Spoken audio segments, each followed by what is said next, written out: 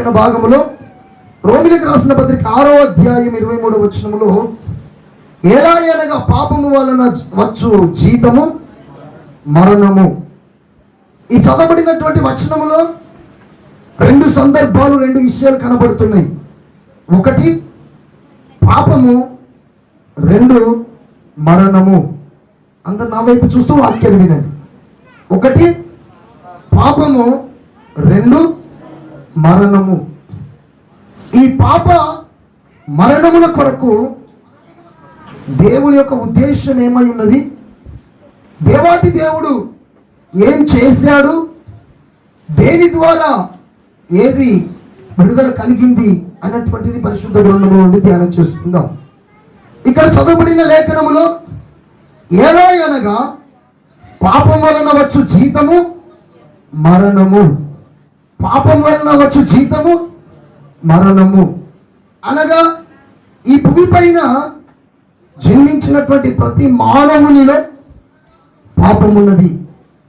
జన్మ కర్మ పాపము కలిగిన వాడు భూమి మీద జన్మించిన ప్రతి మానవుడు. ప్రతి మానవునిలో పాపమున్నది.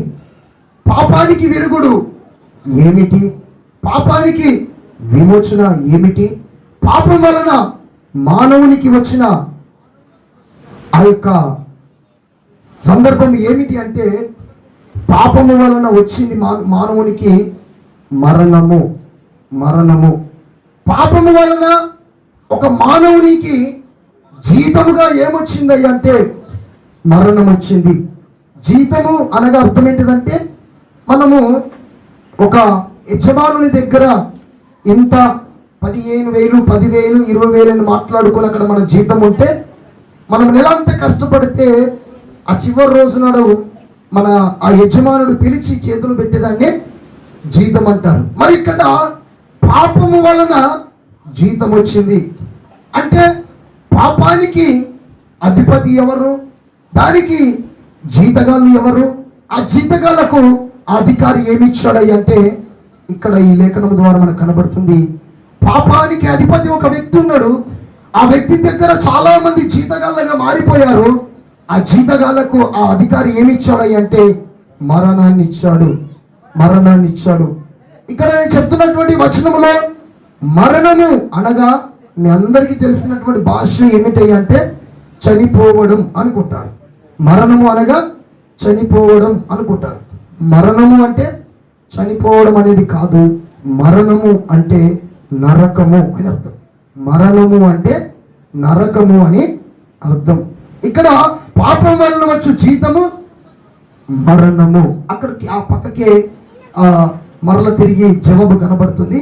అయితే దేవుని కృపావరము మన ప్రభువైన యేసు క్రీస్తు యేసునందు నిత్య జీవము. అంటే ఒక వ్యక్తి ద్వారా మరణము, ఒక వ్యక్తి ద్వారా నిత్య జీవం. ఇప్పుడు మరణము కొరకు ధ్యానం చేసుకుందాం, అదే సేమ్ టైం నిత్య జీవం కొరకు కూడా ధ్యానం చేసుకుందాం. ఈ వచనములు ఉన్నటువంటి రెండు సందర్భాలు, రెండు విషయాలను నేను మీకు తెలియజేస్తాను, వినండి. ఇప్పుడు పాపం వల్ల వచ్చు జీతము మరణము. ఏంటిది పాపము అంటే, ప్రతి వారికి నేను మరలా చెప్తున్నాను, జన్మ కర్మ పాపములు. అవి ఎలాగున్నాయి? యాకోబు పత్రిక 1వ అధ్యాయము 15వ వచనం. రెండు సందర్భాలు చెప్పాను కదా, పాపము మరణము. అందరూ అనండి, మరొకసారి అనండి. పాపము మరణము. పాపం ద్వారా ఏమొచ్చింది? మరణం వచ్చింది. మరణము అనగా నిత్య నరకాగ్ని అని అర్థం. చదువుకుందాం. యాకోబు గారు రాసిన పత్రిక 1వ అధ్యాయము 15వ వచనం. దురాశ గర్భము ధరించి పాపమును కనగా పాపము పరిపక్వమై మరణము కన్నది. దురాశ గర్భాన్ని ధరించి, ఆ దురాశ అనే గర్భము అది జన్మించగా, అది పరిపక్వమైనగా దానికి ఒక సమయం వచ్చింది, అది ఎక్కువైపోయింది. అప్పుడు ఆ జన్మించినటువంటి దానిలో నుండి వచ్చింది మరణము.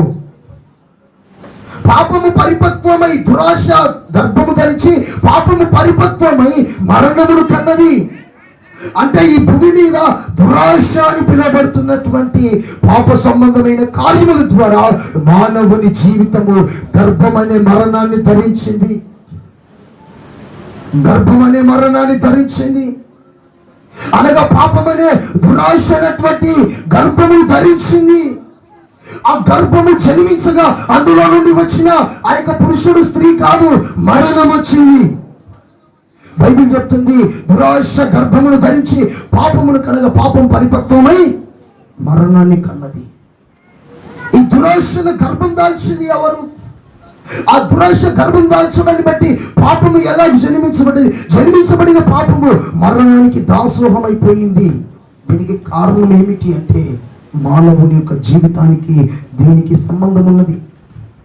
ప్రతి మానవుడు దురాశ అనే పాపములు పడిపోతూ ఆ పాపము ద్వారా ప్రతి వ్యక్తి తెలియకుండానే వారి జీవితంలో పాపాన్ని కంటూ వెళ్ళిపోతా ఉన్నాడు. పాపమును కండమనగా పాపాన్ని చేస్తూ వెళ్ళిపోతా ఉన్నాడు. పాపాలు చేస్తూ వెళ్ళిపోతున్నాడు. మానవునికి పాపాలకు అడ్డు చెప్పేవారు లేరు. పాపము విచ్చలవిడి పాపము నేటికి ప్రపంచాన్ని ఏలుబడి చేస్తుంది. అట్టి పాపపు కార్యాల్లో ప్రపంచం నడిపించబడుతుంది. అయితే చాలా మంది యేసయ్యను గుర్తెరిగి ఈ పాపములో నేను బ్రతికి నా జీవితాన్ని పతనము చేసుకోలేనని ఆ పాపముల నుండి విడుదల పొంది నిత్య జీవానికి చాలా మంది వారసులైపోయారు. అయితే ఇంకనూ కొంతమంది ఆ దురాశ అనే పాపమును కంటూ దాని ద్వారా మరణాన్ని కొని తెచ్చుకుంటున్నారు. మరణం అనగా మరల చెప్తున్న నరకానికి అర్హులుగా నరకానికి వెళ్ళినటువంటి వ్యక్తిగా మార్చబడుతున్నారు చాలా మంది జీవితాలు. పరిశుద్ధ గ్రంథం చెప్తుంది దురాశ గర్భము ధరించి అది పాపమును కనగా పాపము ఏమైందట? మరణాన్ని కన్నది. కాబట్టి చాలా జాగ్రత్తగా ఉండాలి, చాలా జాగ్రత్తగా ఉండాలి. దేవుని బిడ్డలుగా పిలువబడుతున్న వారు ఇంత ముందుకు ప్రాచీన స్వభావం శిలకు వేయబడాలి. ఆ పాపపు కట్లని కూడా తిరిగి వేయబడాలి. ఈ రోజు ఒకవేళ ఈ వార్త వింటున్నప్పుడే నీలో ఇంకా ఒకవేళ తెలియకుండా దేవునికి విరోధమైన పాప సంబంధమైన ఆ గర్భము ధరించే దురాశ సంబంధమైన పాపము నీ జీవితంలో ఏలుబడి చేస్తే అది ఏదో ఒక రోజు గర్భాన్ని ధరించి ఆ గర్భము పాపాన్ని కంటే ఆ పాపము నీకు మరణాన్ని తెచ్చి పెడుతుంది. ఆ మరణం అనగా నరకాన్ని తీసుకొస్తుంది. కాబట్టి ఆ స్థితిలోనికి వెళ్ళకుండానట్లుగా నిన్ను నువ్వే జాగ్రత్త చేసుకోవాలి. చాలా జాగ్రత్తగా బ్రతకాలి. ఏమిటి ఆజ్ఞ? మరి ఏమిటి అసలు గర్భం ధరించడం, పాపం పరిపక్వం కావడం, మరణాన్ని కనడము అనగా దాని అర్థం ఏంటిదంటే చూడండి బిడ్డలారా, చూడండి. చాలా మంది అనుకుంటారు ఏంటిది అయ్యా పాపం చేయడం అంటే ఏంటిది? పాపం అంటే ఎలా చేస్తారు పాస్టర్ గారు? పాపం అంటే మాకు తెలియదుగా అన్నట్లుగా కొంతమంది అనుకుంటారు. చూడండి, అపోస్తుడైనటువంటి యోహాను గారు రాసిన మొదటి పత్రిక 3వ అధ్యాయము 4వ వచనంలో ఒక మాట ఉంటుంది. అక్కడ ఏమనంటే ఆజ్ఞ అతిక్రమమే పాపము, ఆజ్ఞ అతిక్రమమే పాపము అని ఉంటుంది. చదవండి. పాపము చేయి ప్రతివాడు ఆజ్ఞను అతిక్రమించును, పాపము చేయి ప్రతివాడు ఆజ్ఞను అతిక్రమించును. ఆజ్ఞ అతిక్రమమే పాపం. ఏమిటి ఆజ్ఞ అతిక్రమమే పాపము అంటే? మీ జీవితంలో మీకు తెలిసిన పాపాలు ఏంటంటే, దేవుని బిడ్డలుగా అయ్యా మీరు పాపం చేయడం అంటే ఏమనుకుంటున్నారు అంటే కొన్ని మీరు నేర్చుకున్నారు కాబట్టి అయ్యా వ్యభిచారం చేయడం ఒక పాపం అంటారు, అయ్యా త్రాగడము ఒక పాపం అంటారు, అయ్యా నరహత్య చేయడము ఒక పాపం అంటారు, అయ్యా దొంగిలించడము ఒక పాపం అంటారు, అయ్యా మోహపు చూపు చూడడము ఒక పాపం అంటారు. ఇలాగున ఒక్కొక్కరు ఒక్కొక్క కేటగిరీ, ఒక్కొక్క సందర్భాలు, ఒక్కొక్క పరిస్థితులను ఎత్తుపట్టి ఏదో విధము చేత మానవుడు పాపానికి దాసుడైపోతూ ఉన్నాడు. ఇక్కడ కూడా మనం చదువుకున్నాం ఆజ్ఞ అతిక్రమమే పాపము. ఏంటిది ఆజ్ఞ? ఆజ్ఞ దీపముగాను ఉపదేశము వెలుగుగా ఉండునని సామెతలో ఉంటుంది. ఏమిటి ఆజ్ఞ అంటే, నా దేవుడు క్రైస్తవ సంఘానికి, సార్వత్రిక సంఘానికి ఆజ్ఞాపించాడు ఆయన ఆజ్ఞలన్నిటినీ. పాత నిబంధన గ్రంథంలో ధర్మశాస్త్ర ఆజ్ఞలు 10, కొత్త నిబంధన గ్రంథంలో అవిని 2గా మార్చివేశాడు. అయితే చాలా వాక్యాలు నీకు ఆజ్ఞ రూపకంగా హెచ్చరిక చేయబడతాయి. నీ జీవితంలో కొన్ని విషయాలు మనం గమనిస్తే ఆత్మ సంబంధమైన బిడ్డలకోమో ప్రార్థన చేయకపోవడం కూడా ఒక పాపమే, పరిశుద్ధంగా బ్రతకపోవడం కూడా ఒక పాపమే, పరిశుద్ధాత్మ పొందకపోవడం కూడా ఒక పాపమే. మీకు తెలియదు. ఇంకా పరిశుద్ధాత్మ పొందలేమంటే నీలో కొంత పాపం ఏర్పడి చేస్తుంది అన్నట్లే. పరిశుద్ధాత్మ పొందకపోవడం కూడా ఒక పాపమే. వాక్యాన్ని చదవకపోవడము ఒక పాపమే. సరైన భక్తిని మందిరాన్ని వెంబడించకపోవడము పాపమే. ఇది ఆత్మ సంబంధమైన వ్యక్తులకు. లోక సంబంధమైన వ్యక్తుల పాపం ఏంటిది అంటే వాళ్ళకి సత్యం తెలియదు కాబట్టి వాళ్ళు పాపము అంటే వాళ్ళకి తెలిసినవి, క్రీస్తు సంఘం తెలిసినవి వ్యభిచారము, త్రాగడము, నరహత్య, దొంగతనము, దూషణ, వ్యతిరేకతలు, లంచగొండితనము, ఒకటి దొంగిలించి తీసుకోవడము, మోసం చేయడము, ఇలాంటి అన్ని పాపాలు. సరే, ఏ విధము చేతైనా పాపము మానవుని ఏలుబడి చేస్తున్నప్పుడు, మానవుడు పాపములో పతనమైపోతున్నప్పుడు, ఆజ్ఞను అతిక్రమించి పాపంలో మానవుడు పడిపోటకు కారణం ఏమిటి? దాన్ని అలాగ పడగొట్టడానికి ఎవరు ప్రయత్నం చేస్తాడో మనకు తెలుసు. ఆదికాండము 2వ అధ్యాయము 17వ వచనములో పాపము ఆరంభించబడ్డది. పాపం ఆరంభించబడింది. పాపానికి ఆరంభించబడిన వచనం యొక్క అర్థం ఒక్కనే కనబడుతుంది. చదవండి. అయితే మంచి చెడ్డల తెలివినిచ్చు వృక్ష ఫలములను తినకూడదు, నీ వాటిని దినదినమున నిత్యముగా చచ్చిదవని నరునికి ఆజ్ఞాపించును. ఇప్పుడు ఏం చేశాడు దేవుడు? నరునికి ఆజ్ఞ అతిక్రమమే పాపం. నీకు అర్థమవుతుంది పిల్లలు? ఆజ్ఞ అతిక్రమమే పాపం. అంటే చెప్పింది చేయకపోవడమే పాపం. అద్దన్న పని చేయడమే పాపం. అలా ఉండకని చెప్పగా కూడా ఉండడమే పాపం. ఏదైతే చేయదని చెప్పడం చేయడమే పాపం. ఆజ్ఞ అతిక్రమమే పాపం. ఒక దైవ సేవకునిగా పులిపిట నిలబడి ఆత్మావేశము కలిగి దేవుని సన్నిధిలో చేరి వచ్చిన ఒక్కొక్క బిడ్డను ఉద్దేశించి నా దేవుడు తన పాత్రగా నిలబెట్టుకొని అనేక విషయాలు మాట్లాడుతూ ఉండగా ఆ వాక్యం అంతా కూడా విన్న నీవు ఆ వాక్యాన్ని దాటుకొని వెళ్ళిపోయి నీ ఇష్టానుసారంగా బ్రతికితే దాన్ని నువ్వు ఆజ్ఞను అతిక్రమించి వెళ్ళిపోతున్నావు. ఆజ్ఞను దాటిపోతున్నావు. ఆజ్ఞను పాటించడం లేదు. అందు గురించి బైబిల్ చెప్తుంది ఆజ్ఞ అతిక్రమమే పాపం. సృష్టి ఆరంభంలో దేవుడు ఆదామను సృజించి ఆదాముతో చెప్పాడు, కుమారుడు ఆదామా, నేను నీ కొరకు సూర్య చంద్ర నక్షత్రముల భూమిని సమస్త జీవరాశుల సృష్టి యావత్తును చేసి నిన్ను సృజించి ఏదైనా తోటనేసి ఆ తోటలు నిన్ను పెట్టాను. అయితే నువ్వు చేయవలసింది ఒకటే పని. ఏమిటంటే ఈ తోటలో ఈ మంచి చెడ్డలు ఫలం ఇచ్చి చెట్టు ఉన్నది, నువ్వు తిను, అది మాత్రం తినకు, నేను నీకు ఆజ్ఞాపిస్తున్నా అని చెప్పి దేవుడు వెళ్ళిపోయాడు. వెళ్ళిపోగానే దేవుడు ఏం చెప్పాడు ఆదాముతో? నువ్వు అన్ని తినొచ్చు కానీ ఇది మాత్రం నువ్వు తినకూడదు నాన్న అని చెప్పాడు. అది చెప్తున్నప్పుడు ఆదాం విన్నాడు. ఓకేగా, అయ్యా యేసయ్యా నువ్వు చెప్పింది చెప్పినట్లుగా చేస్తున్నా, ఎందుకంటే నేను నీ సృష్టిని కదయ్యా, నువ్వే కదయ్యా నన్ను సృజించింది, నేను నీ మాట కంటే ఇంకెవరి మాట వినేది? పిల్లలు అంటారుగా తల్లిదండ్రి మాట వినాల్సింది. అరే తండ్రి నేను చెప్తున్న మాట వింటాను అంటారా? అమ్మ మీరు అంటారా?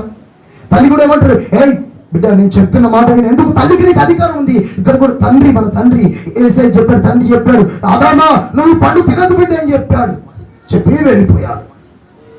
ఆ టైంలో అతనికి పక్కటెనకగా చేయబడిన అవ్వ ఇతర తోటలు సంచరిస్తూ ఉన్నారు.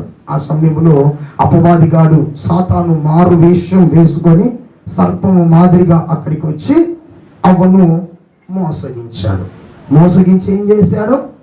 ఇప్పుడు వాడు వాళ్ళ దర్శనాన్ని డైవర్ట్ చేశాడు. ఏమని అంటే, అవ్వా అసలు నువ్వు ఆ పండు తినద్దని దేవుడు ఎందుకు అన్నాడో నీకు తెలుసా? తెలియదు. ఏమో ఎందుకు అంటే, ఇదిగో దేవుడు చెప్తాడు కానీ నువ్వు అట్ట పాటించకూడదు, నీకు దేవదూతల రూపం రావాలి అంటే నువ్వు వెళ్ళే పండును తినాలి. నీకు తెలియదు అసలు మర్మం తక్కనే ఉందని సాతాను గడు అవ్వను భ్రమపరిచినప్పుడు సాతాను మాటకు అవ్వ విధేయురాలైపోయి వెళ్ళి వెంటనే పండును తెంపుకొని తిని తనతో పాటుగా తన భర్తకు తీసుకొచ్చి ఆ పండునేగా ఇద్దరు తిన్నారు. అప్పుడు వారి మనోనేత్రాలు వెలిగించబడ్డాయి. అప్పుడు వాళ్ళు దిగంబరులమని తెలుసుకున్నారు. అక్కడనే వాళ్ళు పాపంలో పడిపోయారు. దానికి కారణం ఏంటిది? ఆజ్ఞ అతిక్రమమే పాపము. దేవుడు చెప్పిన మాటను వినకపోవడమే పాపము. ఇప్పుడు ఆదాముకు దేవుడు ఆజ్ఞాపించిన ఆజ్ఞను ధిక్కరించి పాపములు పడిపోవటకు కారణం మధ్యవర్తి ఎవడయ్యా అంటే వాడే అపవాది, వాడే సాతాను. వాడు సృష్టి ఆరంభంలోనే దేవుడు మానవుని మహిమతో సృష్టించినప్పుడు మానవుని మహిమను పోగొట్టేందుకు వాడు ఈ భూమి పైన విత్తన విత్తనమే పాపము. అందు గురించి పాపము పరిపక్వమై ద్రాక్ష గర్భమును ధరించి మరణమును కన్నది. మానవుని జీవిత చరిత్ర భూమి పైన ఆరంభించబడ్డది. ఆ రోజు దురాశ గర్భము ధరించిపోయింది. దేవుడు అతను పని చేసి, ఈ రోజు కూడా ఎంతమంది దేవుని బిడ్డలు ఏదని చెప్పయ్యా పాస్టర్ గారు చెప్పింది చేయకని చెప్తే, అయ్యా అది ఒక్కటి మాత్రం ఎందుకో చేయలేకపోతున్నాయ్యా, అది మాత్రం ఎందుకో నేను మానుకోలేకపోతున్నాయ్యా, ఎందుకో అది ఒక్కటి నా జీవితానికి వెళ్ళి పోతలేదు అని చెప్పేటోళ్ళు ఎంతమంది లేరు ఈ రోజు వరకు క్రైస్తవులుగా? ఎంతమంది లేరమ్మా? వద్దన్న పని అలర్జీ చేసేవారు లేరా? ఉన్నారు ఖచ్చితంగా. కారణం ఏంటిది? అది సాధారణంగానే విత్తనా నీవు మొదట్లో సృష్టి ఆరంభంలోనే అది బయట లోకంలో పనిచేస్తుంది, సంఘంలో దేవుని బిడ్డల జీవితంలో కూడా పనిచేస్తుంది. అయితే నీకు తెలియని ఒక సత్యం ఏంటంటే, లోకములను దయ్యం పట్టినోడు చర్చికి తీసుకొస్తే విలవిల్లు ఆడించి వాడిని పట్టిన ఆత్మ వెళ్ళిపోతుంది, కానీ దేవుని బిడ్డలు పట్టిన దయ్యం కనబడది. అది మౌనంగా ఉంటుంది లోపల, పీఠం వేసుకొని కూర్చుంటూ. దాన్ని నిలగొట్టడు కష్టం. పాపం అన్నిలో పట్టిన దయ్యాలు ఎన్నైనా నిలగొట్టచ్చు. క్రైస్తవుని పట్టిన దయ్యం మూడు కష్టం. ఎందుకు? అది మూగ దయ్యంలాగా అన్నీ పీఠం వేసుకొని కూర్చుంటుంది, దానికి ఏర్పడదు. ఈ పిల్లి కూడా పాలు తాగుతుంది అన్నట్టుగా ఉంటుంది ఆ దయ్యం. కారణం ఏంటంటే సాతాను కానీ స్వభావాలు. అందుగురించి ఆజ్ఞ అతిక్రమమే పాపం. ఏది చేయొద్దని చెప్తుందో బైబిల్ దాన్ని చేయడమే పాపం. ఇప్పుడు ఆదామవ్వలు ఏం చేశారు? 3:16 చదువు. ఆయన స్త్రీతో, నీ ప్రయాసమును నీ గర్భవేదనను నేను మిక్కిలి హెచ్చించుదును, వేదనతో పిల్లలను కందువు. 3:16 చదువుతున్నావా? నీ భర్త ఎడల నీకు వాంఛగలను, అతడు నిన్ను ఏలని చెప్పాను. ఇప్పుడు 3:16 చదివా? ఇప్పుడు అక్కడ నేను తినకూడదని చెప్పిన పండు నువ్వు తిన్నావా ఆదాము అని అడిగితే, నేను కాదు అవ్వ తినమంటే తిన్నా. అవ్వ నువ్వేం తిన్నావంటే పాము తినమంటే తిన్నా. పాము నువ్వేం తినమనంటే జవాబు ఏమి లేదు. ఒకరి మీద ఒకరి నెపములు స్టార్ట్ అయినాయి. ఇప్పుడు మొట్టమొదటిగా ఆదాము అవ్వలకు జన్మించిన కుమారుని పేరు ఏమిటో మీరు చెప్పాలి నోరు తెరిచి. ఆదాము అవ్వలకు మొట్టమొదటిగా జన్మించిన కుమారుని పేరు ఏమిటి? ఆదాము అవ్వలకు ఎంతమంది కొడుకులు పుట్టారు? 2 కొడుకులు పుట్టారు. పురుషులను అడుగుదాం, ఎంతమంది కొడుకులు పుట్టారు? 2 పుట్టారు. అది కాదు, ఆముష్యము యాపిల్ కాదు, వాళ్ళు నోహ కొడుకులు. చెప్పు మీకు అందరితో చెప్పు ఇక్కడ ఇలా. మొట్టమొదటి కొడుకు ఆదాము పుట్టిన కొడుకు పేరు కయీను. ఏం పేరమ్మా? కయీను. ఇప్పుడు ఏమైంది? దురాశ గర్భము ధరించగా, గర్భము పాపం కనగా, పాపం పరిపక్వమై మరణాన్ని కన్నది. ఇప్పుడు ఆ యొక్క ఆదామవ్వలో నుండి పుట్టిన కుమారుడు కయీను ఎలాంటి వ్యక్తిగా అయ్యాడంటే నరహంతకునిగా మార్చబడ్డాడు. అతని ద్వారా మరణము అనేది ఆరంభించబడ్డది. ఇప్పుడు దురాశ గర్భము కన్నది. గర్భము నుండి జన్మించిన కుమారుడు కయీను. కయీను ద్వారా మరణం వచ్చింది. మరణము అనగా సాతాను పని, సాతాను తలపెట్టినటువంటి కార్యము భూమిపైన ఆరంభించబడ్డది. అది మొదటిగా తన పరిశుద్ధుల మీద ఆరంభించబడ్డది. తన కొరకు వైరాగ్యం కలిగి బ్రతుకుతున్న బిడ్డల మీద ఆరంభించబడ్డది. సార్వత్రిక సంఘమా, హేబేలు వలె వైరాగ్యము కలిగి దేవుడు కొరకు ఆయుధపరచబడుతున్న ప్రతి సంఘ బిడ్డల పైన సాతాను గాని దాడి, వాడి ప్రయత్నాలు వాడు ఎంతో పడగొట్టాలని చూస్తూ ఉంటాడు. ఇప్పుడు దురాశ గర్భం ధరించి పాపాన్ని కన్నారు. ఆ పాపము మరణాన్ని కన్నది. కయీను నరాంతకునిగా మార్చబడ్డాడు. పాపం అక్కడ ఆరంభించబడ్డది. తోటలో నుండి వెలివేయబడ్డారు, బయటకు వచ్చారు. మరణము స్టార్ట్ అయింది, ఆరంభించబడ్డది కయీను ద్వారా. ఆ రోజు ఆరంభించబడినటువంటి పాపము అది అంచులంచులుగా ప్రపంచమంతా విస్తరించిపోయింది. ప్రపంచ దేశాలకు విస్తరించిపోయింది. నేను చెప్పడం కాదు, బైబిల్ చెప్తుంది. అపొస్తలుడైన పౌలు గారు రోమీయులకు రాసినటువంటి పత్రిక 5వ అధ్యాయము 14వ వచనం ఒకసారి చదవండి. అయినను ఆదాము పాపము చేసి అతిక్రమమును పోడి పాపము చేయని వారి మీద కూడా ఆదాము మొదలుకొని మోసే వరకు మరణమును ఏలిను. దేవుడికి మహిమ కలుగును గాక. ఎన్నో వచనం చదివావు? 14వ వచనం చదివావా? ఒక్క నిమిషం, ఒకసారి 12వ వచనం చదువు. ఎట్లుండగా ఒక మనుష్యుని ద్వారా పాపము ద్వారా మరణమును లోకములోనికి ఎలాగూ ప్రవేశించి. ఎవరు? ఒక మనుషుని ద్వారా పాపం. అంటే ఒక మనుష్యుడు అంటే ఆదాము ద్వారా పాపము ద్వారా మరణము లోకములో ఎలాగూ ప్రవేశించును. అలాగుననే మనుష్యులందరూ పాపము చేసినందున మరణము అందరికి ప్రాప్తాయను. పుట్టినట్లు ఏమనుంది? 3వ వచనం, 3వది పుట్టినట్లు ఏముంది? అందరి ద్వారా అందరికీ వ్యాప్తి చెందింది. ఇప్పుడు పాపము చేయని వాడంటూ భూమి మీద లేడు. ఎవరైనా మాకు పాపమే తెలియదు అన్న వాళ్ళు ఉంటే ఒకసారి చేతి పై చూపెట్టు. మా పాపం అంటే తెలియదు పాపం గారు, పాపం అంటే ఎట్లుంటుంది అన్న వాళ్ళు ఎవరు ఉన్నారమ్మా? ఆయన అందరూ తెలుసు పాపం అంటే. ఎందుకంటే ప్రతి మానవునిలో జన్మ పాపము, కర్మ పాపం ఉంది. ఆది కాండములోనే కనబడుతుంది. బాల్యంలోనే పాపం ఉన్నది అట పిల్లల హృదయాలల్లో. పిల్లల దశ నుండే పాపం వెంటబడుతుంది, చిన్న పిల్లగాళ్ళ నుండే. ఇప్పుడు ఇంకా పెరిగిపోయింది. కొద్ది కాలం క్రితం తక్కువ కానీ ఇప్పుడు పెరిగిపోయింది. ఎందుకంటే ఇప్పుడు మొత్తం సెల్ ఫోనేగా. వాళ్ళకి తెలియకుండానే మనం వాళ్ళకి ఫోన్లు ఇచ్చేస్తాం. మన పనులలో మనం బయటికి వెళ్ళిపోతాం. ఈరోజు సెల్ ఫోన్లలో ఏముందమ్మా, నెట్వర్క్ అంతా ఆన్ చేస్తే పిల్లలు అలా అనుకుంటూ చూస్తూ ఉంటారు. అందులో అన్నీ వస్తాయి, దరిద్రం అంతా కూడా వస్తుంది. అప్పుడప్పుడు వాళ్ళేంటి అలా చేస్తున్నారు అన్నట్టుగా వాళ్ళు చూశారనుకో, ఇప్పుడు నీ కొడుకును నీ బిడ్డను పాపంలో పడేస్తున్నారంటే నువ్వే. ఎందుకు? నువ్వు వాడికి అలవాటు చేస్తున్నావు చిన్నప్పటి నుంచే. నీకు అదే దరిద్రం, పిల్లలకు అదే దరిద్రం నేర్పిస్తావు. ఓ ప్రార్థన చేసి భక్తి జీవితం లేదు, బైబిల్ చదువుకునే భక్తి జీవితం లేదు. నీకు కూడా సెల్ ఫోన్ చూసి అలవాటే ఉన్నది, వాళ్ళకు కూడా సెల్ ఫోన్ చూసి అలవాటు నేర్పిస్తావు. ఏం కాదు, చూడన్నా చూడు బిడ్డ అనుకుంటా సెల్ ఫోన్ ఇస్తావు. వాడు ఇట్టా అనుకుంటా చూసుకుంటా. ఏదైనా పాపం వచ్చినప్పుడు వాడు ఫస్ట్ చూస్తాడు, ఇదే ఇంట్లో ఉన్నట్టున్నది అన్నట్టుగా. తర్వాత మనకి అది బాగా ఇష్టం అనిపిస్తుంది. వాళ్ళు ఏదో చేస్తున్నా నేను కూడా అలా చేద్దాం అనుకుంటాడు వాడు. కారణం ఏంటిది? నువ్వే వాడిని పాపంలో పడగొట్టే వ్యక్తివే మారిపోతున్నావు. కాబట్టి చాలా జాగ్రత్తగా ఉండాలి. భక్తి జీవితం చాలా జాగ్రత్తగా చేయాలి. మేము ఈ కుటుంబాలను చాలా జాగ్రత్తగా కాపాడుకోవాలి. ఒక మనుషుని ద్వారా భూమి మీదకి పాపము దిగి వచ్చింది. ఆ మనుషుడే ఆదాములో నుండి వచ్చిందే పాపము భూమి మీద ప్రాప్తి చెందింది. అందుగురించి ప్రతి వారిలో జన్మ కర్మ పాపము ఏర్పడి చేస్తుంది. ఆ పాపము ద్వారా భూమి మీద విత్తబడిన విత్తనమే మరణమే నరకము. దానిలో మానవులందరూ కూడా పాపానికి దాసులైపోయారు, దాసోహమైపోయారు. ఆ స్థితిలో నీవు నేను మనము కూడా ఒకప్పుడు ఉన్నాం. నిత్య జీవం కొరకు, యేసయ్య కొరకు తెలియక ముందుకు, పాపం ఏంటిదో తెలియక ముందుకు, తప్పులేంటిదో తెలియక ముందుకు, పొరపాట్లు ఏంటిదో తెలియక ముందుకు, అజ్ఞానం ఏంటిదో తెలియక ముందుకు, ఏది చేయాలో ఏది చేయొద్దో తెలియక ముందుకు చేసాం. ఓకే అప్పుడు అవన్నీ తెలియక చేస్తావు. యేసయ్య దగ్గరికి వచ్చావు. యేసయ్య నీ కొరకు తన రక్తం కార్చి ఆయన రక్తంలో నిన్ను కడిగి ఆ పాపాలన్నింటినీ కొట్టివేస్తాడు. ఆయనకి మరలా వీటిని జ్ఞాపకం చేసుకోడు. వాటిని తీసుకెళ్లి అగాధ సముద్రపు తరంగంలో పడివేస్తాడు ఆయన. ఇంకా ఆయన మరలా పాపాన్ని జోలెత్తాడు. అయితే ఇప్పుడు ప్రెసెంట్ గా భక్తి సంబంధించిన భక్తి చేస్తున్నావే, అదాన్ని దేవుడు లెక్క పెడతాడు. అది దేవుడు పరీక్షిస్తూ ఉంటాడు, దాన్ని పరిశోధిస్తూ ఉంటాడు. అప్పుడు నీ భక్తి ఎలాగున్నది? ఆ రోజు నుండి నీ దినచర్య ఆరంభించబడ్డది.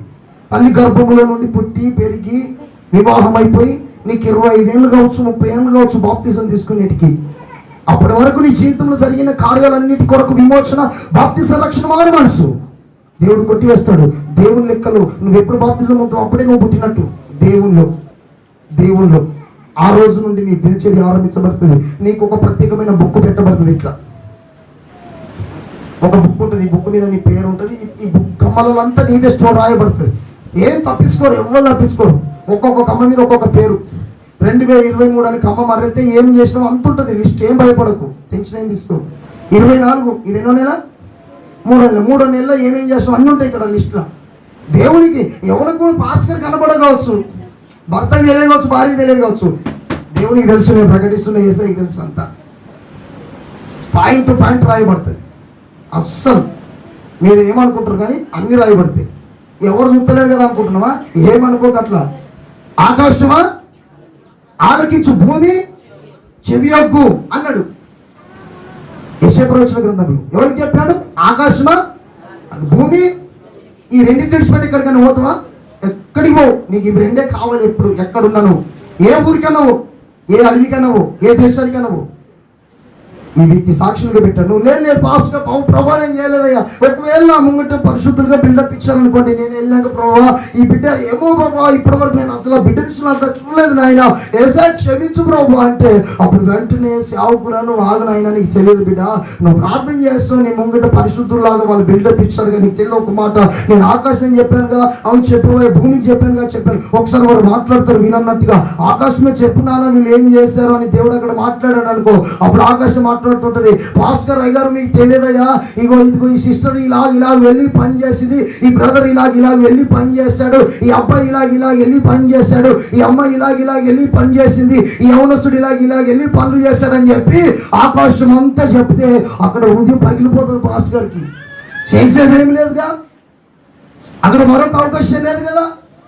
ఇక్కడ ఉన్నప్పుడే నేను ఏం చెప్పినా, ఎంత ఏడ్చినా, ఎంత తల నోరు కొట్టుకొని బాధకొని చెప్పినా ఒకటే, పాపము కన్నడ మీ జీవితం ఏలుబడి చేయకూడదు. జీవితాన్ని కాపాడుకోండి, భక్తిని కాపాడుకోండి, పరిశుద్ధతను కాపాడుకోండి, ప్రభు కొరకైన వైరాగ్యం కలిగి బ్రతకండి. పాపము వలన మరణం వస్తుంది. అందుగురించి మన వాక్యములను చదువుకున్నాం, ఎలా అనగా పాపం వలన వచ్చు జీతము మరణము. ఎంతమందికి? అందరికీ ప్రాప్తి చెందింది. ప్రపంచ దేశాలను బట్టి కుదిపేస్తుంది. ఈరోజు అన్న ఒక సోషల్ మీడియాలో ఒక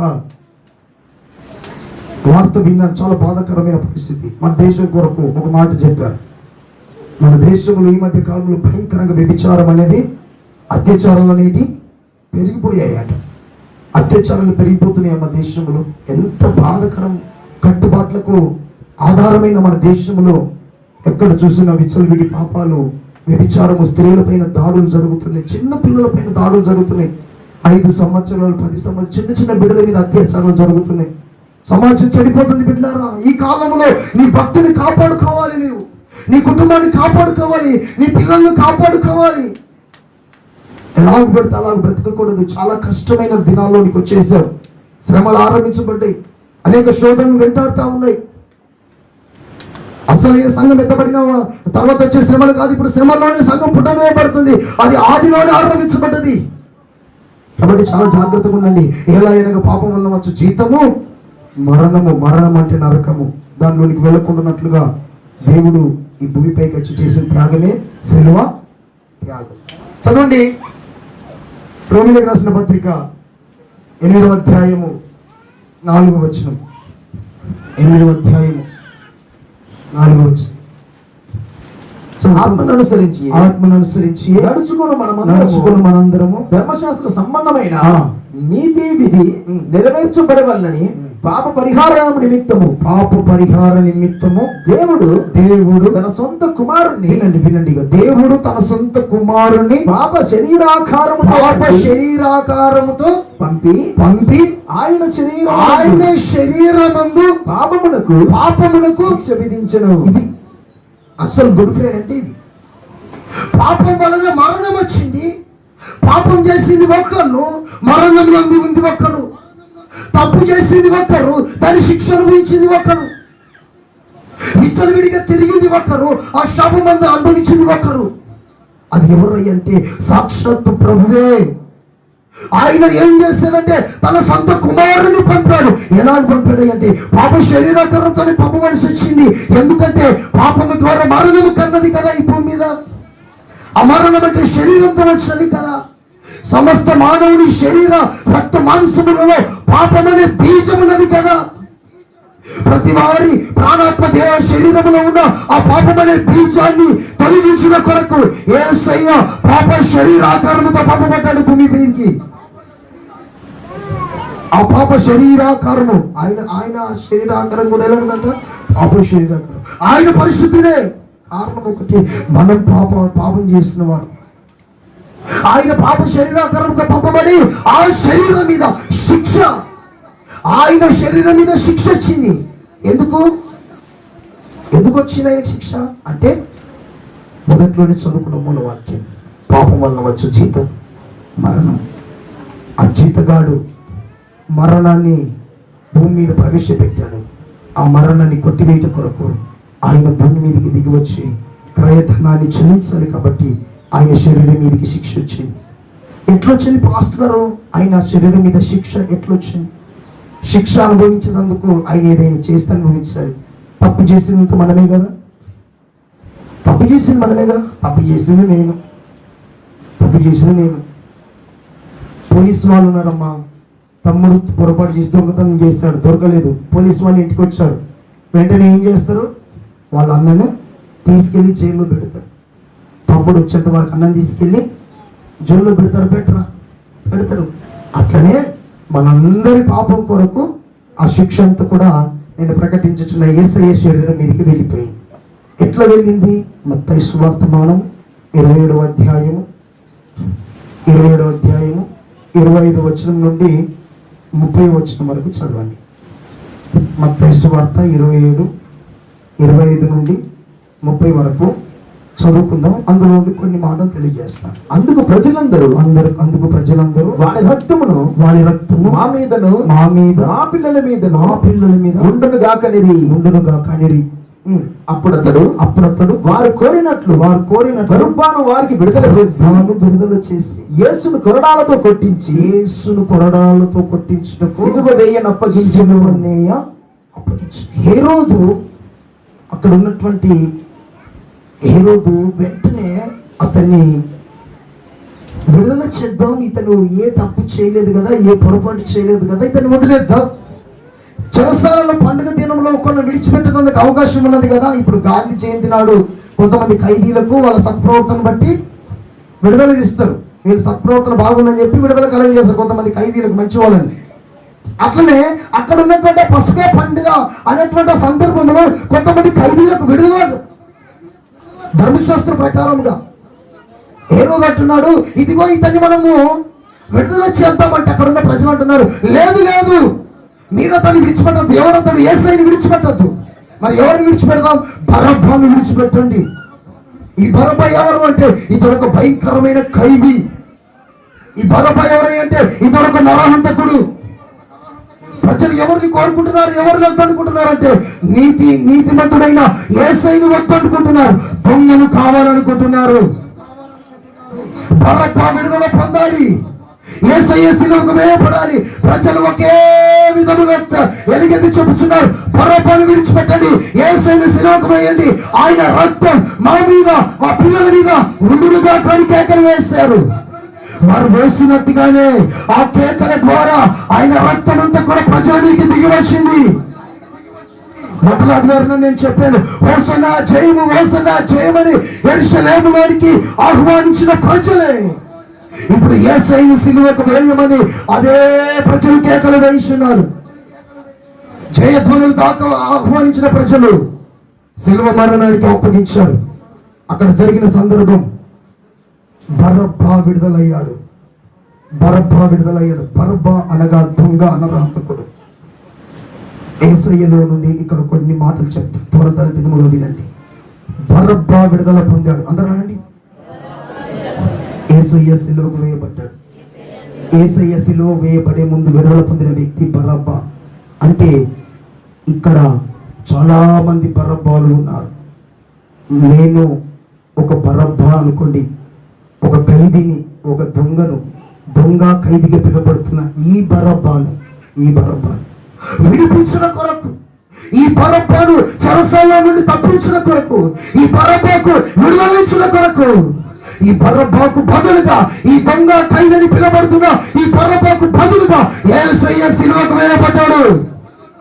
తప్పు చేసింది బరబ్బా, దొంగతనం చేసింది బరబ్బా, ఇదిగో నరహత్య చేసింది బరబ్బా, ఖైదీ బరబ్బాను విడిపించిన కొరకు యేసయ్య సిలువకు వేయబడ్డాడు. ఇక్కడ చాలా మంది బరబ్బా లాంటి జీవితాలు కలిగిన వారికి ఈ రోజు విడుదల కలుగుతుంది. దేని ద్వారా అంటే సిలువ మరణము ద్వారా. నీ కొరకే, ఓ బరబ్బా, నీ కొరకే యేసయ్య సిలువకు అప్పగించుకున్నాడు.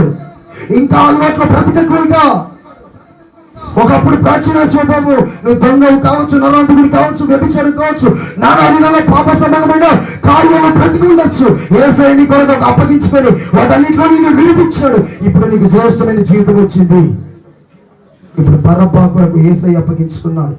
అప్పుడు సిలువకు వేయటకు అతను అప్పగించినప్పుడు మొదటిగా జరిగింది ఏంటిది అంటే కొరడాలతో కొట్టించారు అని ఉంది. అక్కడ ఏమనుందమ్మా? కొరడాలతో కొట్టించారు. ఎందుకు కొరడాలతో కొట్టించవలసి వచ్చింది? ధర్మశాస్త్రం ఏం చెప్తుంది? ద్వితీయోపదేశ కాండం 20వ అధ్యాయం 1 నుండి 2 వరకు చదువు. ధర్మశాస్త్రం ఏం చెప్తుంది? ద్వితీయోపదేశ కాండం 20వ అధ్యాయం 1 నుండి 2 వరకు చదువు.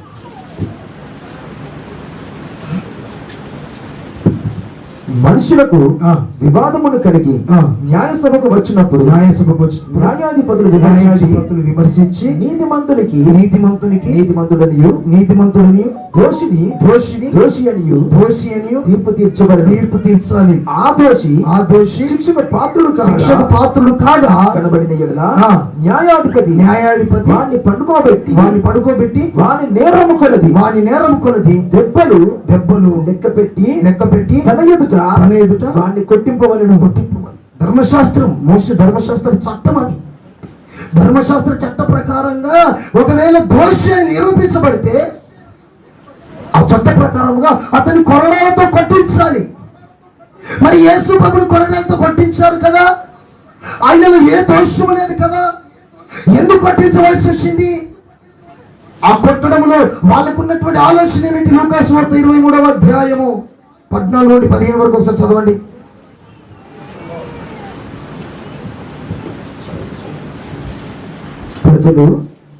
ప్రజలు తిరుగుబడినట్లు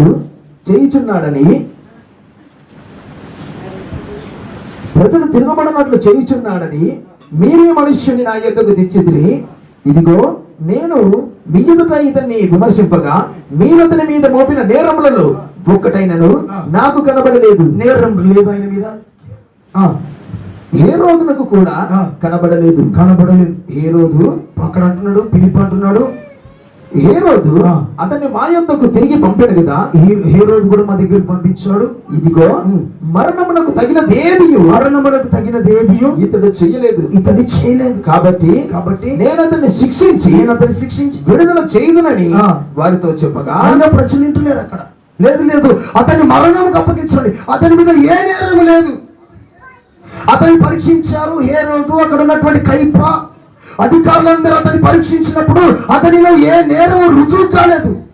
యేసయ్య ఈ దోషం చేశాడు, ఈ తప్పు చేశాడు, ఈ పొరపాటు చేశాడు, ఈ పాపం చేశాడు, లేదు ఆయన ఇలాంటి నేరాలు చేశాడనేటువంటి ఏ నేరము లేని వ్యక్తిగా యేసయ్య భూమి మీద కనబడ్డాడు. కామ క్రోధ మద మత్సర్యములు లేని ఏకైక పరిశుద్ధుడైన దేవుడు నేను ప్రకటించుచున్న యేసు.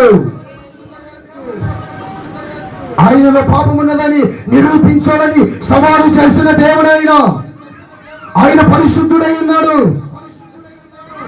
ఆయనలో ఏ నేరము లేదు. మరి ఎందుకు శిలువ వేయవలసి వచ్చింది? చాలా మంది అంటున్నారు 3 మేకులు పీక్కోలేనోడు అని. ఆయన 3 మేకులు పీక్కుంటే నువ్వు పీక్కోలేక వస్తారు ఆయన. అందుగురించి ఆయన దాని మీద అలాగ ఉండి మన కొరకు త్యాగం చేయవలసి వచ్చింది. యేసయ్య తను అప్పగించుకున్నాడు. ఆయనలో నేరం రుజువు కాలేదు. అధికారులు పరీక్షించారు. ఏ నేరం ఆయన మీద మోపబడలేదు. నేరము లేని వ్యక్తిగా ఆయన ఉన్నాడు. ఆయన శిక్ష అనుభవించవలసి వచ్చింది. ఆయన కొరడా దెబ్బలు తినవలసి వచ్చింది. కొరడా దెబ్బలకు అర్థం శిక్ష అనుభవించడము. ఎవరు కొరడా దెబ్బలకు అర్హులంటే నీవు నేను. మనము శిక్షకు అర్హులము, శిక్షకు యోగ్యులము, శిక్షకు పాత్రులము. మన శిక్ష అంతా కూడా ఆయన మీదికి వెళ్ళింది. నేను మొదలు చెప్పాను, ఆయన పాప శరీరాకారంతో పంపించబడ్డాడు. ఆయన శరీరం మీదికి శిక్ష చేసేది అది కొరడా రూపంగా వచ్చింది. కొరడాలతో కొట్టారంటే వినండి, పశువుల ఎముకుంటది కదమ్మా, పశువుల ఎముక, పశువులు, ఎద్దులు, గేదెలు చనిపోయినప్పుడు వాటి ఎముకలు ఉంటాయి కదా, ఈ ఎముక తీసుకొని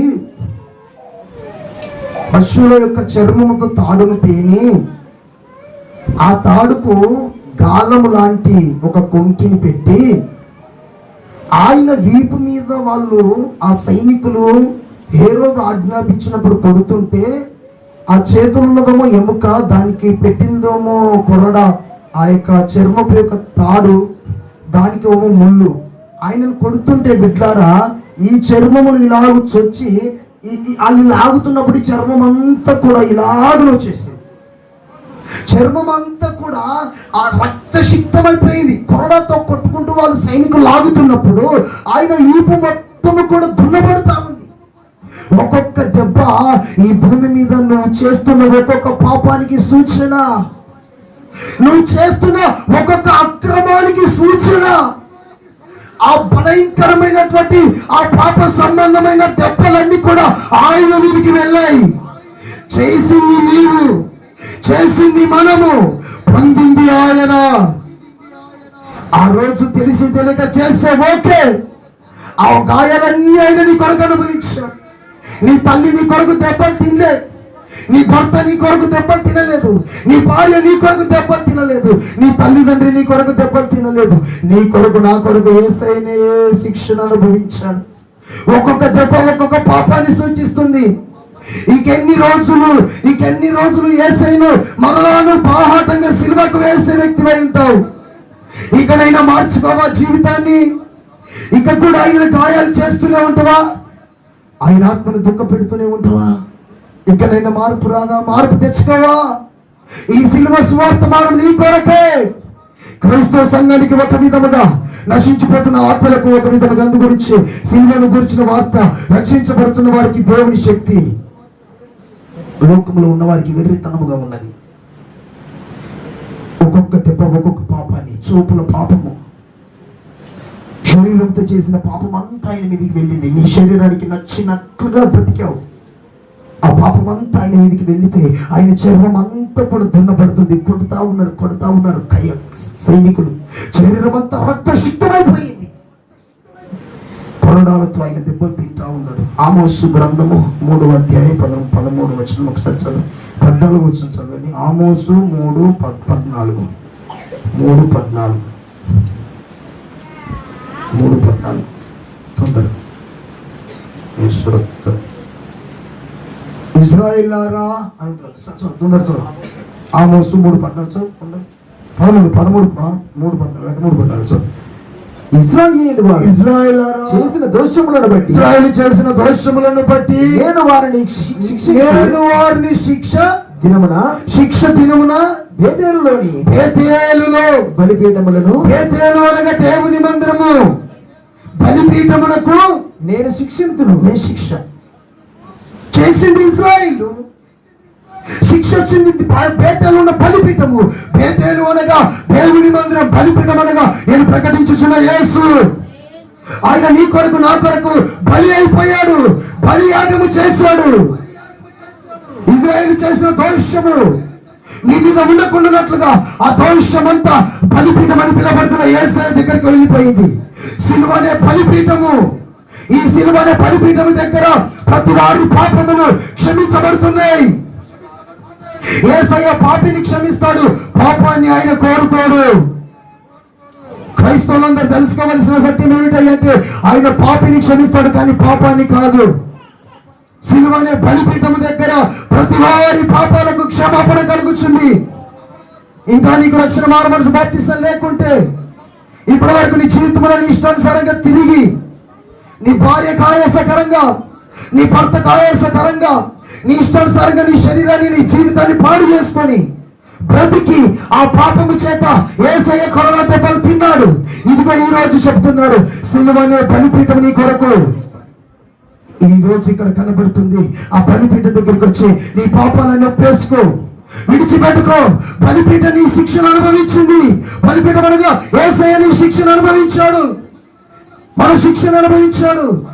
ఈ లోకంలో సమస్త జనుల పాపమునంతా కూడా ఆయన బలిపీఠం మీద అంగీకరించబడిన బలి పశువులే యజ్ఞమై, హోమమై, శిల్వ త్యాగము, శిల్వ యాగమును చేసి కుల మత వర్గాలకు భేదము లేకుండా సర్వ మానవాళి కొరకు బలి అయిపోయిన యేసు. చెప్పవచ్చు బలిపీఠమైన యేసయ్య, సిలువదారి నా బలిపీఠమా, నీ రక్తపు కోట నాకు నివాసమా. చూడండి బిడ్డలారా, ఆయన బలిపీఠముగా మార్చబడ్డాడు. ఆయన బలిపీఠంగా మార్చబడ్డాడు. ఇక నీకు విమోచన, విడుదల యేసయ్య సిలువ ద్వారానే, సిలువలో కార్చిన రక్తము ద్వారా. కొరడాలతో ఆయనను కొట్టించారు, నేరము లేదు కానీ ఆయన మీద శిక్ష వచ్చింది. కారణం ఒకటి, నీ కొరకు నా కొరకు బొచ్చు కత్తిరించు ఆయన గొర్రె మౌనంగా ఉన్నట్లు ఉండిపోయాడు. అంతే, ఆయన మౌనమైపోయాడు. నోరు తెరిచాడా, పాపానికి విరుగుడు లేదు, మరణానికి విరుగుడు లేదు. విరుగుడు విమోచన ఆయన మౌని అయిపోవడాన్ని బట్టే. ఆయన సిలువ మీద నుండి దిగలేక కాదు, ఆయన దూతలను రప్పించలేక కాదు, ఆయన ఒక మాట ఆజ్ఞాపిస్తే సర్వ సమూహ దూతలు దిగిరాగలవు. కానీ మానవునికి విమోచన కావాలి అంటే ఆయన మౌనమైపోవాల్సిందే. బొచ్చు కత్తిరించి వాణితుడు బర్రె మౌనంగా ఉన్నట్లుగా యేసయ్య మౌనమైపోయాడు. ఈ రోజు కూడా చాలా మంది సేవకులు క్రైస్తవ సంఘం మౌనాన్ని వహిస్తే రెచ్చిపోతున్నారు కదా భూమి మీద. క్రైస్తత్వం ఒక చోట అణిచివేస్తే 10 జాగలో మండగలిగిన శక్తి కలిగినది జీవము గల సంఘం ఇది.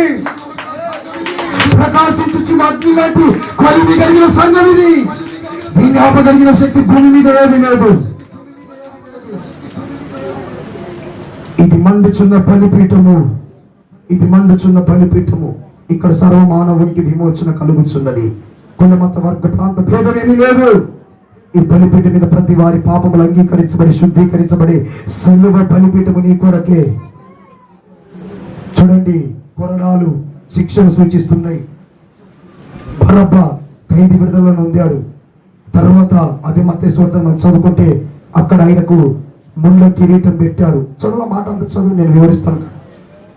27, 25 నుంచి 30 వరకు చదువు, మొత్తం చదివిస్తాను. అప్పుడు అధిపతి యొక్క సైనికులు యేసును అధికార మందిరములోనికి తీసుకుని పోయి ఆయన యొక్క సైనికులందరిని సమకూర్చి వారు ఆయన వస్త్రములను తీసివేసి ఆయనకు ఎర్రని అంగిని తొడిగించి ముందు కిరీటమును అండి ఆయన తలకు పెట్టి ఒక రెల్లు ఆయన కుడి చేతిలో ఉంచి ఆయన ఎదుట మోకాల్లోని యూదుల రాజానికి శుభమని ఆయనను అపహసించి ఆయన మీద భూమి వేసి 6 రెల్లను తీసుకుని దానితో ఆయనను తల మీద కొట్టిరి. ఆయనను అపహసించిన తర్వాత ఆయన మీద ఉన్న ఆంగిని తీసివేసి ఆయన వస్త్రములు ఆయనకు తొడిగించి సిలువ వేయుటకు ఆయనను తీసుకొని పోయిరి. అక్కడ చాలా ఆత్మీయతలు ఉన్నాయి. కొన్ని చెప్తాను వినండి, మనకున్న సమయంలో కొన్ని మాత్రం చెప్తాను. కొర్రడా శిక్ష తర్వాత ఏమంగమ్మా ఎర్రనంగి ఏమంగి తొడిగించారు సైనికులు అతనికి. యేసయ్యకు ఎర్రనంగి దేనికి సూచన ఉందంటే యెషయా ప్రవచన గ్రంథము 1:18 వచనములో ఉన్నది. యెషయా ప్రవచన గ్రంథం 1:18లో మీ పాపములు కెంపు వలె ఎర్రనివై ఉన్నవి. అది పాపాన్ని సూచిస్తున్నాయి. పాపమనే ఎర్రనంగి ఆయనకు తొడిగారు. పాపమనే ఎర్రనంగిని తొడిగారు ఆయనకు. పాపమనే ఎర్రనంగిని యేసయ్య తడుక్కున్నాడు. పాప శరీరాకరణతో మన పాపాన్ని ఆయన శరీరం మీద వేసుకున్నాడు. ఈ దేహమే దేవుని ఆలయం. ఈ దేహమే దేవుని ఆలయం. అపోస్తలుడైన పౌలు అంటాడు, నీ దేహము దేవుని ఆలయం అని నువ్వు తెలుసుకో. ఇది పాపానికి ఆలయంగా ఉండకూడదు. ఈ దేహము జారుత్వానికి ఆలయముగా ఉండకూడదు. ఈ దేహము పాప సంబంధమైన కార్యాలకు ఆలయముగా ఉండకూడదు. ఇది నా సొత్తు కాదు, నీ సొత్తు కాదు, సాక్షాత్తు క్రీస్తు యేసయ్య సొత్తు. ఇది ఆయన ఆలయమైనది. మన దేవుడు ఎక్కడో ఉండే దేవుడు కాదు, ఆయనను ఆరాధించే తన భక్తుల గుండెల్లో ఉండే దేవుడు. ఆయన మనల్ని కోరుకుంటున్నాడు. మనం ఇచ్చేది కాదు. ఆయన పెద్ద సూపర్ మందిరం కడితే మందిరం ఉంటావా ప్రభు అంటే దేవుడు చెప్పాడు మధ్య చూడతా నేను మనుషులు కట్టడంలో జస్ట్ మందిరం ఆయన ఆరాధించుకోలేదు. అందుకే మరి ఎక్కడంటూ ఆయన మన హృదయంలో ఉంటాడు. మనమే ఆయనకు ఒక ఆలయం. ఆయనకు ఎర్రనంగి తొడిగించాలంటే ఎర్రనంగి మన పాపాన్ని సూచిస్తుంది. తర్వాత ఆయనకు ఒక ముళ్ళ కిరీటం పెట్టారు అని చదువుకున్నాం. ముళ్ళ కిరీటం పెట్టారు అని. ఈ ముళ్ళ కిరీటం కొరకు నేను ఆ మధ్య కూడా ప్రసంగం చేశాను. ముళ్ళు అనే అంశం మొదటిలో దేవుడి సృష్టి ఆరంభములో సమస్త సృష్టిని సృజించిన తర్వాత పండ్లు సమస్త గడ్డిని విత్తనం నుంచి చెట్లు పెరుగునుగా కన్నప్పుడు అందులో ముళ్ళ చెట్టు పెరిగిందా? పెరగలేదు. నేను చెప్పాను. ఎప్పుడు పెరిగింది అంటే ఆదాము పాపం చేయడాన్ని బట్టి ఆ శపించబడిన నేలలో నుండి ముళ్ళ చెట్టు వచ్చింది. ఆ ముళ్ళ చెట్టులో నుండి వచ్చిన ముళ్ళే ముళ్ళ కిరీటముగా మార్చబడ్డది. ఆ ముళ్ళ కిరీటమే యేసయ్య తల మీదకి వచ్చింది. చూడండి బిడ్డలారా, ఆ ముండ్ల కిరీటం మాట అది ఒక రకమైనటువంటి చెట్టుతో చేయబడినది. అది ఎంతెంత టైం అవుతుంటే అంతంత ఇగ్గుతా ఉంటుందట. ఆ ముళ్ళ కిరీటం చేసి ఒక్కొక్క ముళ్ళు ఇంత ఉన్నదండి. ఆ ముళ్ళను ఆయన పెట్టి వాళ్ళు ఆ సుద్దె తీసుకొని కొడుతుంటే అదంతా కూడా ఆయన కంతంలోనికి దిగిపోతుంది. నరాలను చీల్చుకొని దిగిపోతా ఉంది. అలాగున్న ముళ్ళ కిరీటం పెట్టి ఆయనను కొడుతా ఉన్నారు. అది దేనికి సూచన? అట్లా ముళ్ళ కిరీటము నీ తలంపులకు సూచన, నీ పాపపు ఆలోచనకు సూచన, నీ చెడు చూపుకు సూచన, నీ కళ్ళతో చూస్తున్న వ్యర్థమైన వాటికి సూచన. నీ ఆలోచనలు కలుగుతున్నటువంటి పాప సంబంధమైన కోరికలకు సూచన. అవేమన్నా పూల బాటలు అనుకుంటున్నారా? అది ముండ కిరీటాలు. ఆ ముండ కిరీటం యేసయ్య తల మీద పెట్టబడ్డది. ప్రతి వారికి పాపము తలలోనే ఆరంభించబడుతుంది, ఆలోచనలోకి వస్తుంది. ఆ ఆలోచన మానవుని శరీరాన్ని పాపముగా మార్చివేస్తుంది. అందుగురించే నీ తలంపులు, నీ చూపు, నీ ఆలోచన, నీ మనస్సంతా కూడా బహు పరిశుద్ధముగా ఉండాలి. ఆ ముళ్ళ కిరీటం పెట్టి ఆయన సిలువకు, మార్కు సువార్తలో కనబడుతుంది మనకు 15:25 9 గంటలకు ఆయన సిలువకు వేశారు ముళ్ళ కిరీటం పెట్టి. మత్తయి సువార్త 27:45 కనబడుతుంది ఆయన 3 గంటల వరకు, అంటే ఇంచుమించుగా 9 నుండి 3 అంటే ఎన్ని గంటలు చెప్పండి? ఎన్ని గంటలు? లెక్క పెట్టి చెప్పు. 6 గంటలు ఆయన ఎండలో సెవ్వుకున్నాడు. ఇప్పుడు మనము చర్చిలో 2 గంటలు ఉంటే మన ఆపసాపాలు పెడతలేమా ఉడకపోతకు? అటువంటిది ఆయనను సిలువలో ఈ చేతికి ఒక మేకు, ఈ చేతికి ఒక మేకు, కాళ్ళకు మేకులు కొడితే 3 మేకుల మీద వేలాడబడుతుండు. భూమికి ఆకాశం మధ్య వేలాడబడుతుండు. తలకు ముందు కిరీటం పెట్టి ఎక్కించేస్తారు సిలువకు. ఆ 9 గంటలకు పెట్టినటువంటి ఆ ముళ్ళ కిరీటము ఎండకు అది అలాగ బిగుసుకుపోతా ఉంటే ఆ ముళ్ళన్నీ కూడా ఆయనను లోపల ఒత్తుతా ఉన్నాయి. అది పెట్టేటప్పుడు ఇలాగుంది. గంటకు ఆ ముళ్ళు లోపలికి వెళ్ళిపోతా ఉంటే ఆయన తలలో ఉన్నటువంటి నరాలన్నీ చెతికిపోయి రక్తం కారుతుంది. అదంతా కారణం ఏంటిదంటే నీ అవిధేయత, నీ బలహీనత, నీ పాపము, నీ తలపులు, నీ ఆలోచన, నీ చూపు, ఇవన్నీ కూడా మారాలి. క్రైస్తవ సంఘంలో ఉన్నటువంటి ఆత్మీయ బిడ్డలైతే ఇలాంటి తప్పులు అసలు ఉండకూడదు. లోకంలో ఉన్నవారు ఒకవేళ నీవు అలాంటి కార్యాలు ఉంటే బిడ్డ, నీ కొరకు యేసయ్య తన రక్తమును కార్చాడు. ఆయన నీ కొరకు ముళ్ళ కిరీటం భరించాడు. నీకు విడుదల కావాలి, నీ తల మీద ఉన్న శాపం తొలగిపోవాలి అంటే ఆ యేసయ్య రక్తము ద్వారా నీకు విడుదల కలుగుచున్నది. ముళ్ళ కిరీటం తలంపులకు సూచన. తర్వాత ఆయనకు ఒక రేలు చేతులు పెట్టారు, ఆయన ముఖం మీద ఉంచారు అని కనబడుతుంది. ముఖం మీద ఉంచడం తగ్గింపుకు సూచన. ఆయన ముఖం మీద ఏం చేశారు? మా సైనికులు ఉంచారు. ప్రజలు ఏం చేశారు? ఉంచారు. దేవుడు సిల్వ గుడ్ ఫ్రైడే నాడు నీకు తెలియజేస్తుండు, తగ్గింపు జీవితం కలిగి ఉండాలి. ఒక్క మాట అంటే ఓర్చుకుంటలేవా? ఎవరైనా భార్య ఒక మాట అంటే భర్త ఓర్చుకుంటలేడు, భర్త ఒక మాట అంటే భార్య ఓర్చుకుంటలేదు, తల్లిదండ్రులు ఒక మాట అంటే పిల్లలు ఓర్చుకుంటలేరు. సమాజం పాడైపోతుంది. యేసయ్య ఎందుకు మౌనైపోయాడు? మొక్క మీద కాకరించి ఊచారమ్మా. ఊస్తే ఏమన్నాడు? తిరిగి మాట మాట్లాడలేదు, వాళ్ళని క్షమించాడు. అది తగ్గింపుని సూచిస్తుంది. నీ జీవితంలో కూడా తగ్గింపు చాలా అవసరం. తగ్గింపు కలిగిన వ్యక్తిగా బ్రతకాలి. నీ ఇష్టానుసారంగా బ్రతకడానికి నీకు అవకాశం లేదు. గడ్డ పెరిగి వేశారు, పిడుగుద్దులు గుద్దారు, భారమైన సిలువను మోసాడు.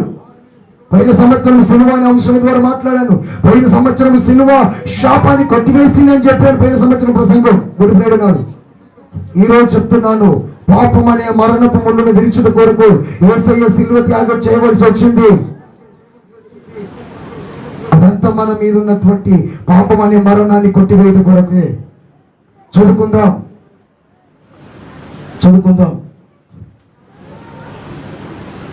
రోమిలకు రాసిన పత్రిక 15వ అధ్యాయము 12వ వచనం. తొందర చదువు. మరియు యెషయా ఇలాగ చెప్పుచున్నాడు. యెషయాలో ఉండి ఏంటిది? అది రోమిలకు రాసిన పత్రిక 5వ అధ్యాయం 12వ వచనం చదువుమన్నా. 5:12 ఇట్లుండగా ఒక మనుషుని ద్వారా పాపము, పాపము ద్వారా మరణము లోకములోనికి ఎలాగో ప్రవేశించును. లోకములోనికి మరణం వచ్చింది. ఆ మరణం అనే పాపము యేసయ్య మీదికి వెళ్ళింది. ఆ మరణం అనే ఆ నరకపు అగ్నిని తప్పించుట కొరకు ఏ ఒక్క ఆత్మ నరకంలోనికి వెళ్ళకుండా నీ జన్మ కర్మ పాపములో నుండి నిన్ను విడిపించి నిన్ను నిత్య జీవాన్ని చేర్చుట కొరకు యేసయ్య భూమి మీదకి దిగి వచ్చి సిలువ త్యాగం, సిలువ యాగం, సిలువ యజ్ఞం చేయవలసి వచ్చింది. ఒక మనుషుని ద్వారాగా ఆదాము ద్వారా పాపం ఎట్లొచ్చిందో యేసయ్య ద్వారా మానవునికి నిత్య జీవం వచ్చింది. యేసయ్య ద్వారా కృప విస్తరించింది. యేసయ్య ద్వారా మానవునికి రక్షణ అనుగ్రహించబడ్డది. ఆదాములో నుండి వచ్చిన శాపము, పాపము మానవునికి కొట్టివేయబడుట కొరకే యేసయ్య శిలువ త్యాగము చేయవలసి వచ్చింది. అందును బట్టే పాపానికి విరుగుడు కలిగింది.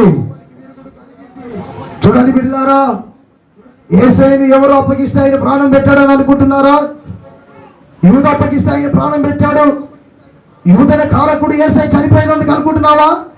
అది ఒక భాగం మాత్రం, ఆయనే కాదు. యోహాను సువార్త 10వ అధ్యాయము 17వ వచనం నుండి 18వ వచనం వరకు ఒకసారి చదువు ఒక మాట. యోహాను సువార్త 10, 17, 18 చదువు. నేను దాన్ని మరలా తీసుకున్నట్లు నా ప్రాణమును పెట్టుచున్నాను. ఇందువల్లనే నా తండ్రి నన్ను ప్రేమించుచున్నాడు. ఎవడును నా ప్రాణము తీసుకున్నాడు.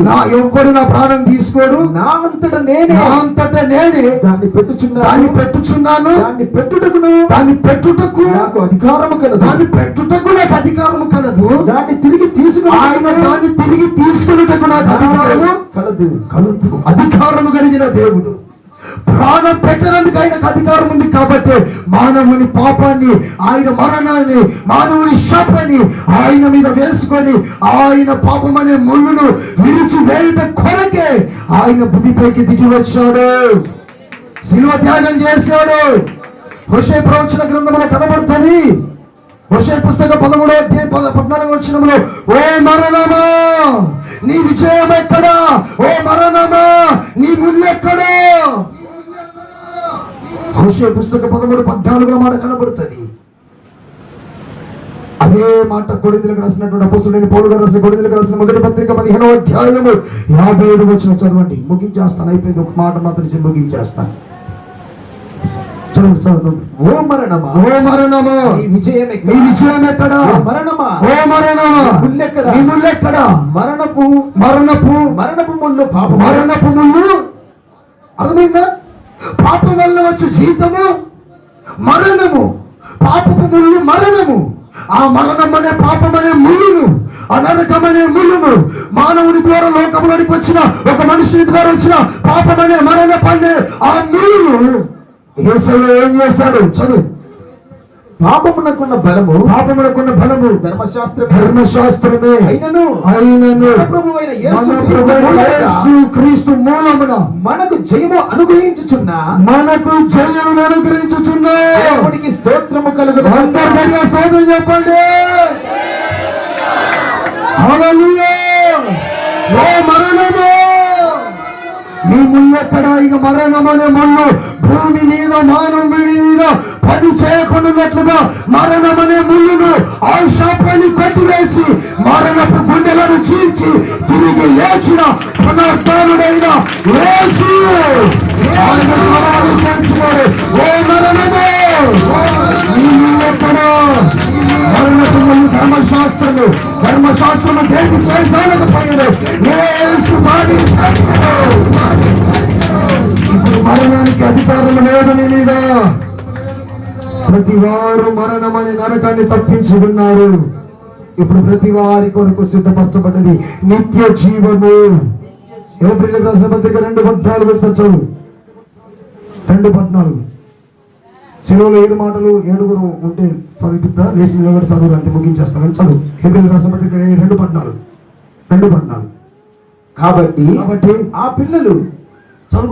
కాబట్టి ఆ పిల్లలు రక్త మాంసమును గలవారైనందున ఆ ప్రకారమే మరణం యొక్క బలము గల వారిని ఇంకానే ఉంటుంది. ఇక చివరి ముగించేస్తుంది. మరణము యొక్క బలము గలవాణిని అనే కాడ ఒకటనుందా? అనగా అపవాదిని అక్కడ ఉందా? ఒకటని 3 ఉందా? కింద పుట్టినట్లు ఏముంది? సాతాను. అంటే మరణాన్ని విత్తింది సాతాను. పాపం వల్ల మరణం వచ్చింది. ఆ మరణానికి అధికారి సాతాను. ఆ మరణము రక్త మాంసముల వారై పాలివారైనందున, అనగా వారి కబంధ వస్తువులు బంధించబడిన సర్వ మానవుని యొక్క ఆత్మను విడిపించిన కొరకు నా యేసయ్య కూడా రక్త మాంసములలో పాలి భాగస్థుడై ఈ భూమి మీదకి దిగి వచ్చి ఆయన ఈ కార్యము చేశాడు అని అక్కడ లేఖనాలు మనకు కనబడుతుంది. చదువు. అనగా అపవాదిని మరణము ద్వారా నశింప చేయుటకు యేసయ్య అపవాదిని మరణము ద్వారా ఏం చేస్తాడు? శిలువ మరణము ద్వారా నశింపజేస్తాడు, వాని తలను సిలువలో త్రొక్కివేస్తాడు. అంటే దాని అధికారాన్ని కూలగొట్టాడు. మానవుని మీద అధికారం లేకుండా మానవుని యొక్క పాపాన్ని, శాపాన్ని, మరణాన్ని, సాతాను అధికారాన్ని సిలువలో యేసయ్య త్రొక్కివేస్తాడు. జీవితకాలమంతయు మరణమయము చేత దాస్యమునకు లోబడిన వారిని విడిపించుట కొరకు ఆయన కూడా రక్త మాంసములలో పాడివాడాయను. దేవునికి మహిమ కలుగును గాక. హల్లెలూయా.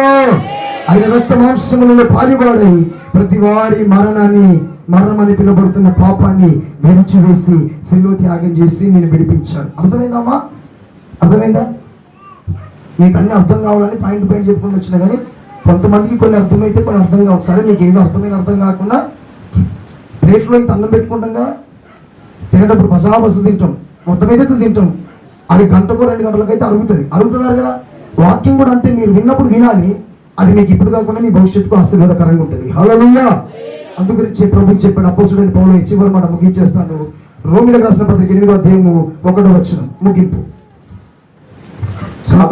సంతోషం అందరికి సంతోషం. చదువు. కాబట్టి ఇప్పుడు క్రీస్తు యేసునందున్న వారికి ఏ శిక్షా విధియో లేదు. ఇప్పుడు లేదు శిక్ష. అమ్మ, క్రీస్తు యేసునందున్న వారికి ఏ శిక్షా విధి లేదు. యేసు ప్రభు నమ్ముకున్న వాళ్ళకు మరణము అనే శిక్ష లేదు, పాపం అనే శిక్ష లేదు, నరకము లేదు, అగ్ని లేదు, ఏది లేదు, శాపము లేదు, దోషము లేదు. పితరుల యొక్క పాపము కుదరడా నీ మీద ఉండదు. ఎందుకనగా సరే, క్రీస్తు యేసునందున్న వారికి ఏ శిక్ష అనేది లేదు. చదువు. క్రీస్తు యేసునందు జీవమునిచ్చు ఆత్మ యొక్క నియమము మరణముల నియమము నుండి నన్ను విడిపించేసి. పాపం వల్ల వచ్చే జీవిత మరణము దాని నుండి విడిపించింది క్రీస్తు యేసే. నీ పాపానికి, నీ మరణానికి విడుదల కావాలంటే ఒకే ఆధారం, యేసు రక్తం మాత్రమే, యేసయ్య మాత్రమే, యేసయ్య సిలువ మాత్రమే. అది తప్ప నీకు దిక్కు లేదు, ఆధారం లేదు. ఎక్కడికి పోయి చెప్పుకో. సరే, ఏమంటారు మా పెద్దలు? నువ్వు ఎక్కడికి పోయాని చెప్పుకో, దిక్కున్న చోటు చెప్పుకోమంటారా? అట్లనే పాపానికి నువ్వు ఎక్కడికి పోయినా ఛాన్సే లేదు. యేసయ్య సిలువ దగ్గర మాత్రమే, బలిపీఠ దగ్గర మాత్రమే నీకు విమోచన, విడుదల. కాబట్టి ఆ యేసయ్యను హత్తుకున్న బిడ్డలమై దేవునితో నడిపించబడతాము గాక. ఆమేన్. ఇంకా సిలువలో 7 మాటలు